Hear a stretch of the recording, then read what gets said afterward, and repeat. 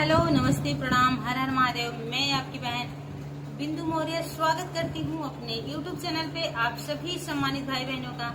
तो आज मैं एक छोटा सा और बहुत ही प्यारा तीज स्पेशल गीत लेके आई हूँ और मेरा तीज पर का गीत कैसे लगेगा आप लोग कमेंट के माध्यम से जरूर बताइएगा।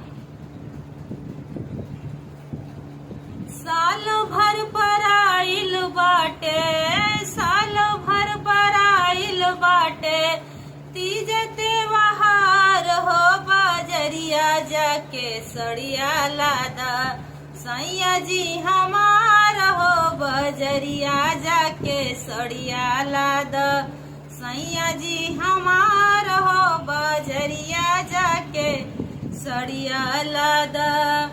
साल भर पर आइल बाटे, साल भर पर आइल बाटे, तीज त्योहार हो, बजरिया जाके सड़िया लादा सैया जी हमार हो, बजरिया जाके सड़िया लादा राजा जी हमार हो, बजरिया जाके सड़िया लादा। लाल रंग सड़िया लइहा साइया सवार का, लाल रंग के बिंदिया लइहा पियावा पतर का, लाल रंग के सड़िया लइहा साइया सवार का, लाल रंग के बिंदिया लइहा पियावा पतर का।